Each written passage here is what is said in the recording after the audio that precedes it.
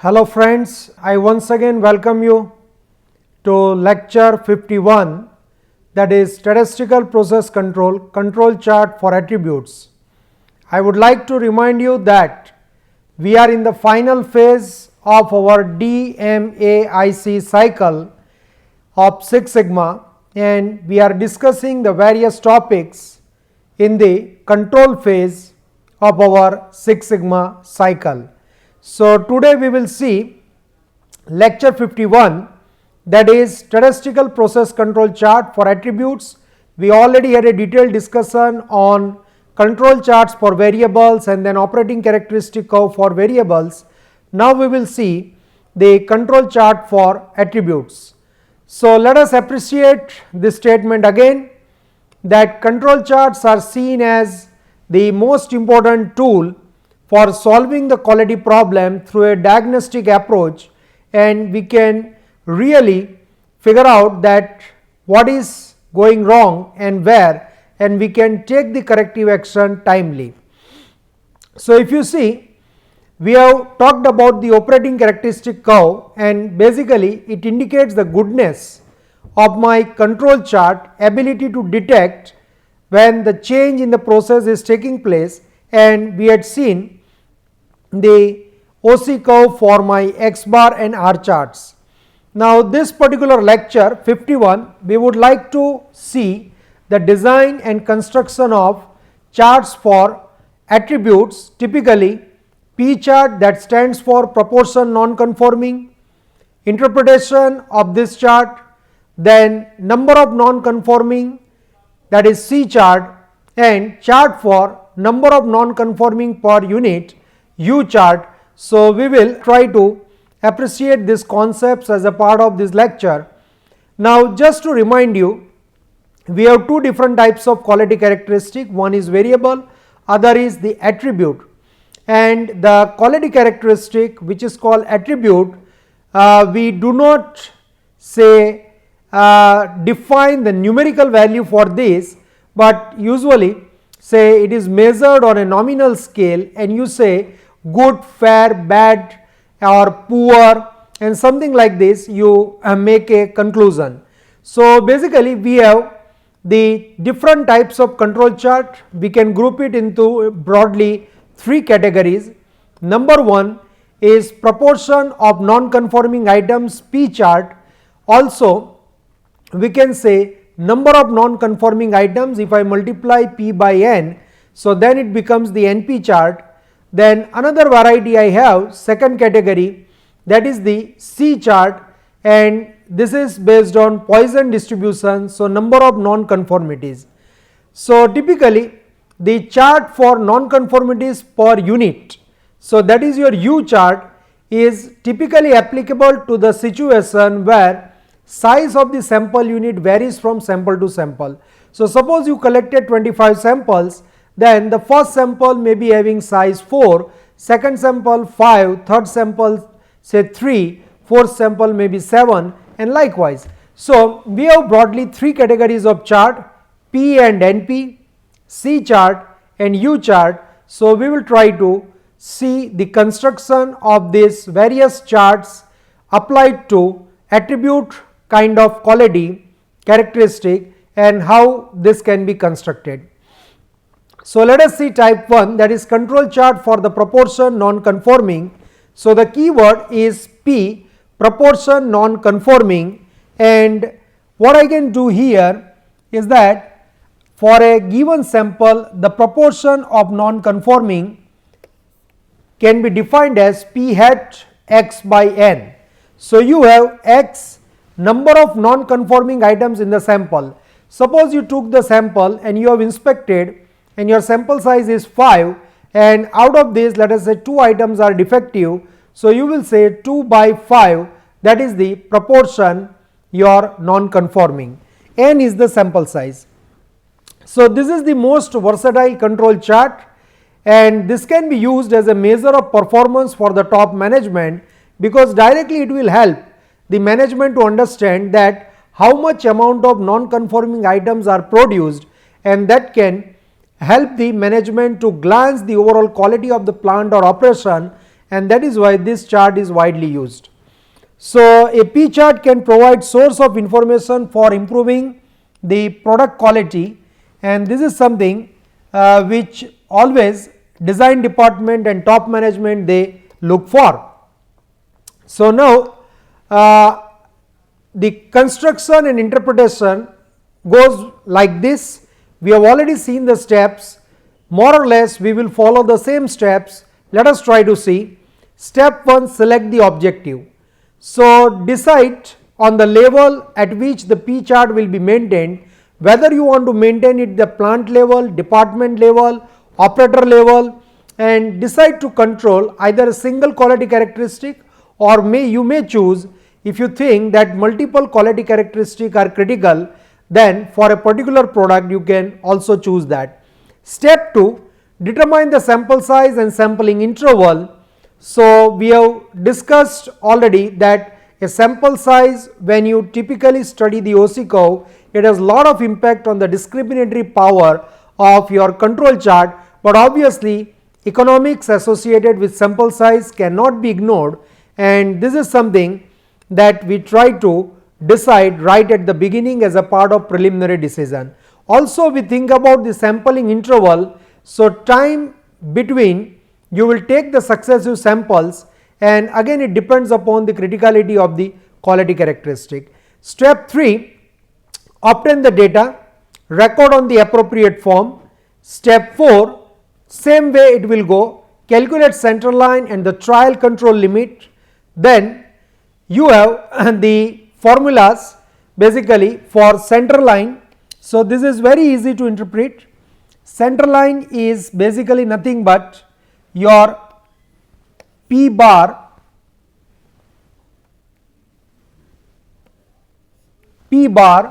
and this is sigma I is equal to 1 to G Pi hat divided by G. So, here G represents the number of samples, and you can have maybe G sample. So, I will have sigma I is equal to 1 to G Xi divided by Ng, because Pi hat is basically Xi by N. So, this is what I can do, and now we know that your control limits are usually placed at plus or minus 3 sigma, because this gives me the best trade off between type 1 and type 2 error. So, you will have UCLP, this is your mean value P bar, and this is your 3. So, P bar plus 3, and this is the standard deviation. UCLP, you have P bar 3 and you have P bar 1 minus P. So, this is how you can compute your upper control and lower control limit for the P chart. Now, you have CLP, that is PO, and if the target value of the proportion non-conforming is known or specified, then you take that value as the center line value. Otherwise, you determine the center line value as I suggested, and if you are given the target value, that is basically your P0, that is basically your P0, then this is the P0. You put this P0 here and P0 here, and similar way you put P0 here and P0 here. So, that will basically help you to find the upper control limit and lower control limit for the P chart. Now, there is no point in having the negative lower control limit, because proportion of non-conforming cannot be negative, maximum it can go to 0 if you have the best quality lot. So, this is what exactly we do in the control chart, and calculate the revised control limit. So, as we have seen that if some of the points are going out, then try to eliminate these points or take the corrective action, and then you try to compute the revised control limits. Once again check if your points are falling well within, then your control chart is ready for implementation. So, this is exactly we have seen in the X bar and R chart also, and we follow the same procedure in attribute chart. only thing that my calculation for upper control limit, lower control limit and center line will be different. So, step 6, as I said, once you feel that your process is well within the control of your control chart and you have the stable upper control and lower control limit, you implement it in order to set the statistical control over your process and take the corrective action at an appropriate time if the assignable cause is present. So, this is the example 1, illustrative example 1 for construction chart of P chart, and this will help you to appreciate the use of the formula and the concept which we have discussed. So, let us say there is a 25 samples and of size 50. So, each sample is of 50 size. 25 samples of size 50 are chosen from a plastic injection molding machine producing small containers, and the number of non-conforming containers for each sample is shown in the subsequent table. So, your data looks like this, that you have sample,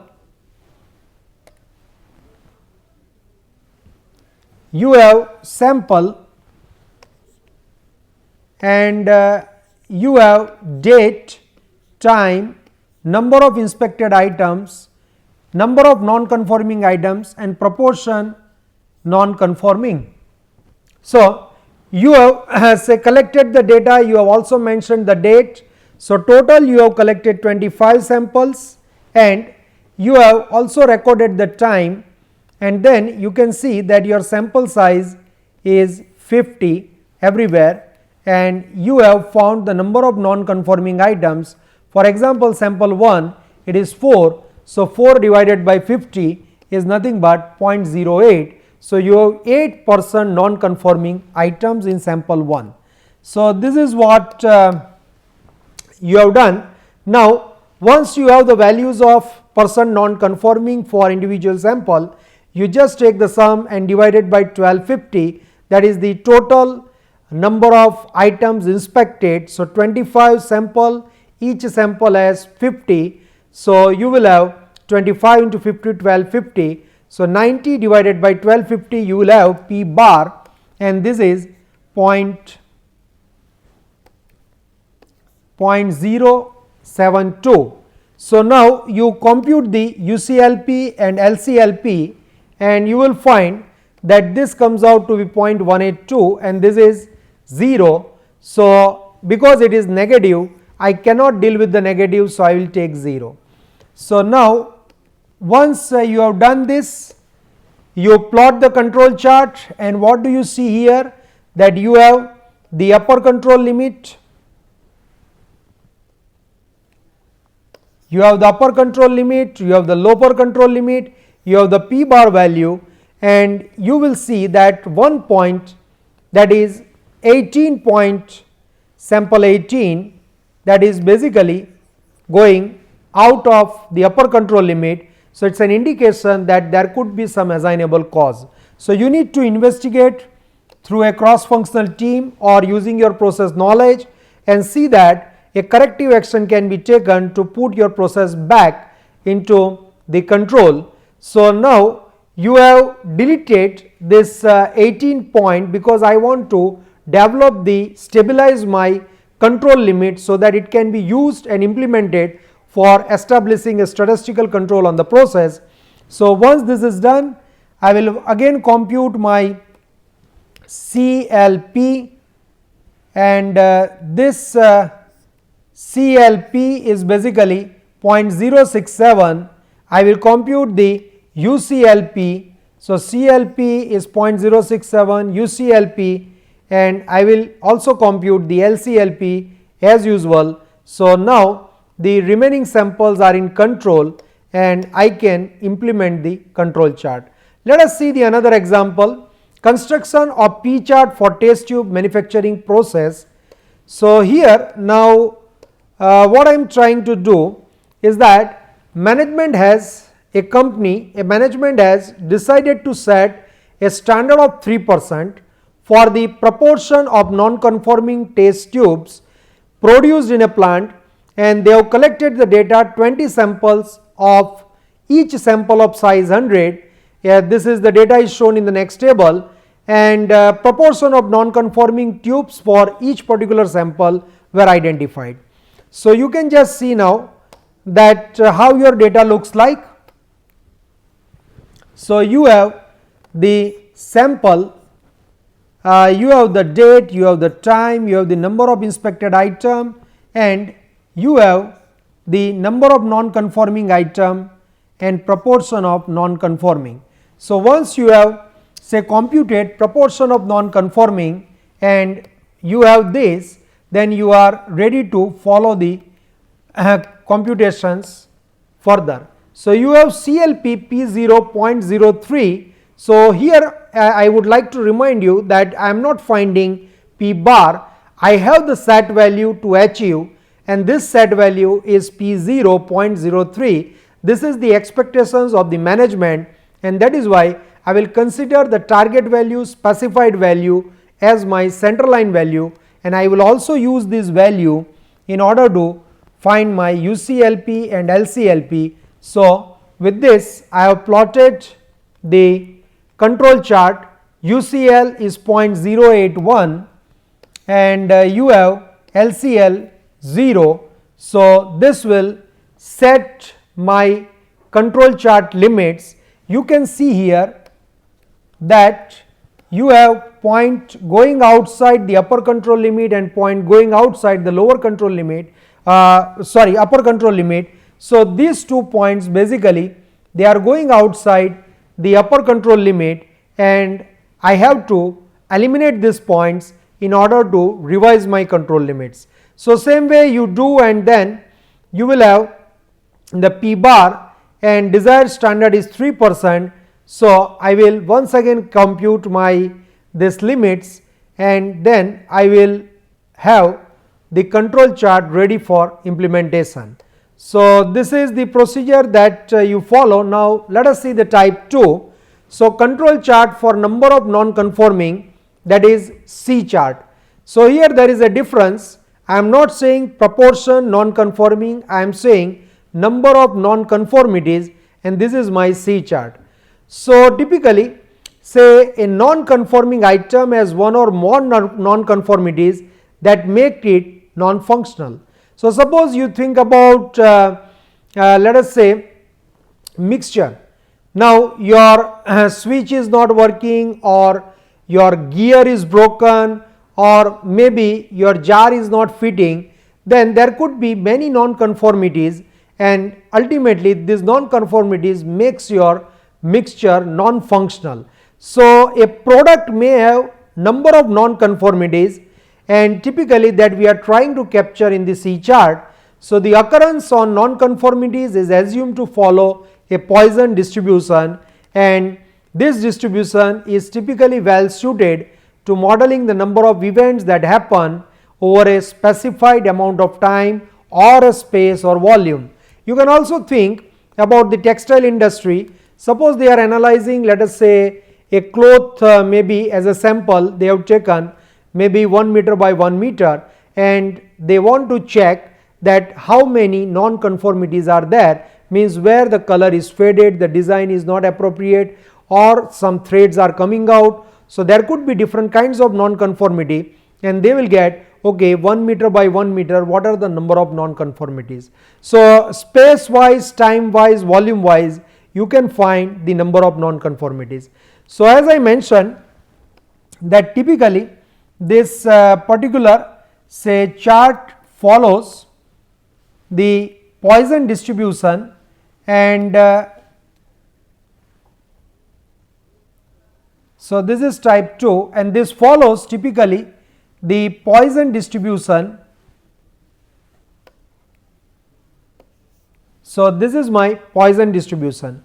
So, if average number of non-conformities, let us say C bar per sample unit you may determine is found from the sample, you can compute the center line for this particular control chart, that is CLC, which is C bar, and you can have upper control limit and lower control limit. So, Obviously, if lower control limit is found to be less than 0, I will consider it at 0 because my number of non-conformities cannot be less than 0. So, with this we have now if the standard is given, same procedure follows like we did P0, here I will put C0. It means in a particular space or time some number of non-conformities are accepted as the standard and it cannot go beyond that. My management is emphasizing on a particular standard. So, if it is already given, then I will consider that as my center line and I will try to find upper control limit and lower control limit with respect to that particular standard. So, let us see the illustrative example for construction of C chart, and what you have here is sample, and as I mentioned that you have the sample and you have non-conformities present.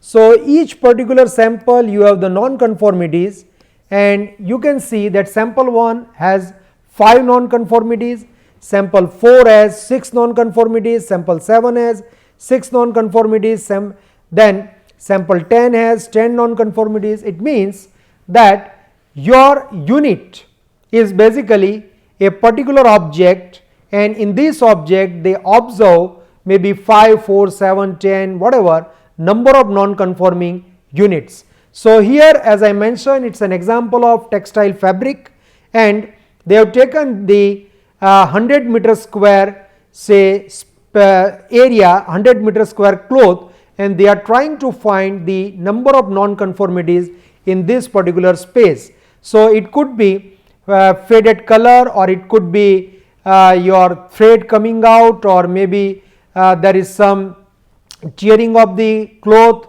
or it could be let us say some kind of haziness in the design. So, this kind of non-conformities you can observe and you can count it. So, it is very simple to tabulate the data.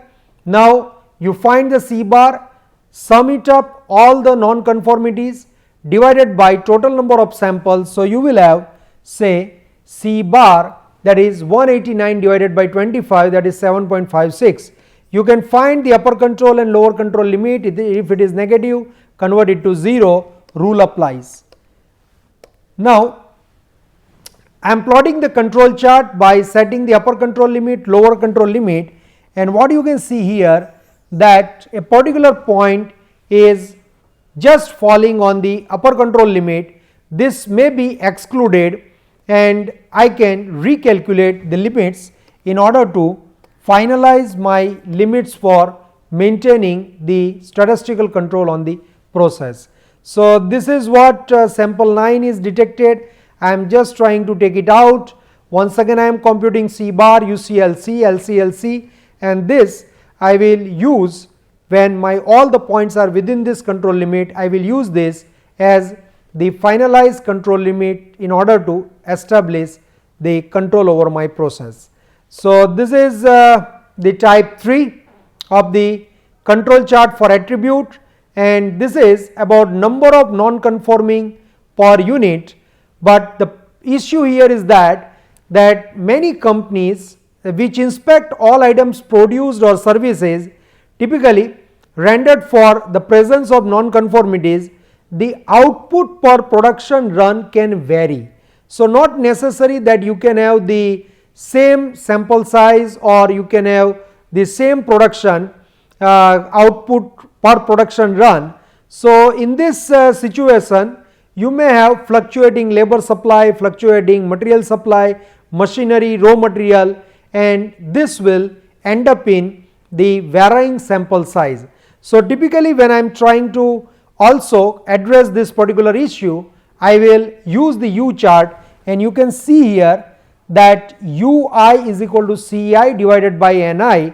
Because my sample size is varying, I am dividing it by NI. So, each particular sample, my sample size may be different, and you can compute U bar as sigma I is equal to 1 to G. G is your number of sample, Ci divided by sigma is equal to 1 to G Ni. So, this is the simple calculation for my U chart, and you can compute your UCL, CL and LCL. So now the idea is clear that it is basically mean plus or minus 3 sigma. Here your sigma is u square root of u bar divided by Ni. So you compute this by C bar plus this, C bar minus this, and once you have computed the control limits, you can construct the control chart.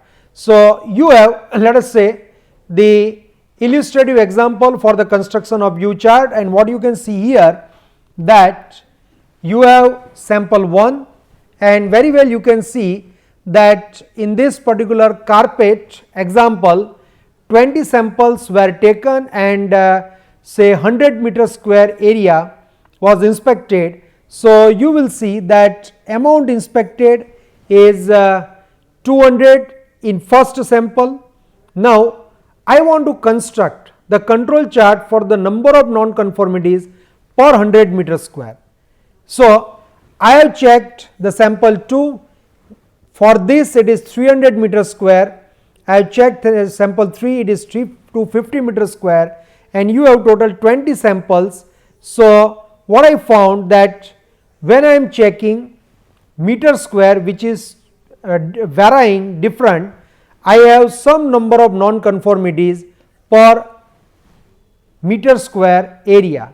So here my sample size is varying, and this is where I am using the U chart. So U bar is equal to sigma Ci divided by sigma Ni. So this comes out to be 4.683, and you find the UCLU, LCLU.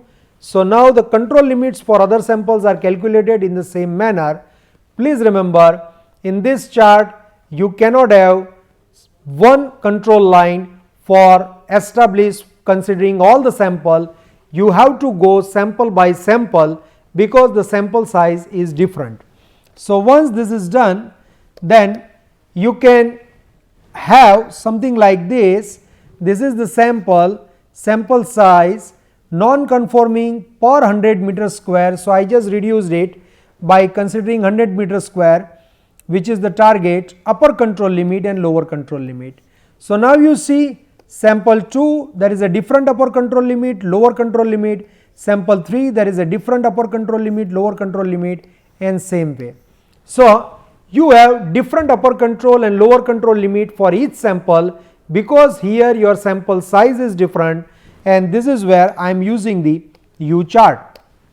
So I will compute the U bar, that is 192 minus 20 divided by 39, and typically I will try to identify the special cause and appropriate corrective action, and I will delete this particular sample. So you can just check that in my control chart you would find that somewhere here my sample 7 is going outside the control limit.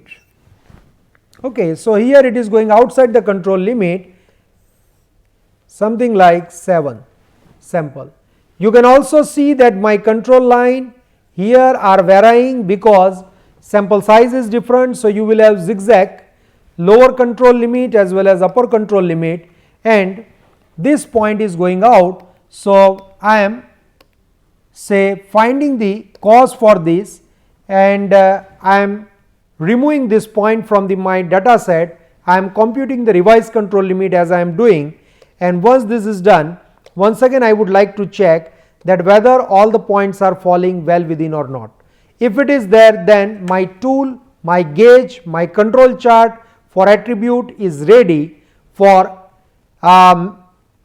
establishing the statistical control on the process, and then I can keep a track of my process, and if there is any assignable cause, I can always take the corrective action. So before we end, as a usual practice, let me float couple of think it. Discuss the impact of control limits on the average run length and the operating characteristic curve. So just give a thought, now you are exposed to all the ideas. Explain the setting under which a U chart would be used. Just now we discussed. How does the U chart incorporate the user's perception of the relative degree of severity of the different categories of defect? Just see the question 3. The CEO of a company has been charged with reducing the proportion non-conforming of the product output.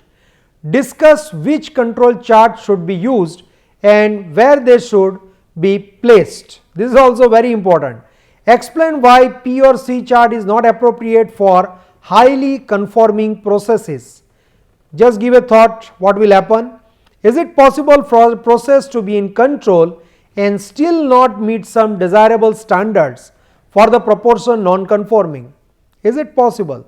We have seen couple of cases that even if your all the points are falling within the control limit, but still your process is out of control, or it will say go out of control within a very small period of time, and if this thing happens prevails, then how will you detect such kind of condition? So these are the references you can use, and mainly I have used Mitra and Montgomery for say developing these lectures, and finally we can conclude that if the lower control limit for P chart turn out to be negative, we convert it to be 0 because I cannot have negative non-conforming. A C chart is used to track the total number of non-conformities in samples of constant size, and it is also possible for a product to have one or more non-conformities and still conform to the standards. So with this we can conclude our lecture on control charts for attributes. I hope you have understood the concepts as well as development procedure. I would advise you to take some simple example or real life data or hypothetical data and compute the control limit, upper control limit, lower control limit, draw the control chart, eliminate the point going outside the control limit, recalculate, and then try to develop a control chart which is ready for implementation, and you can really implement it for establishing a statistical control on the process. So thank you very much. Be with me. Enjoy.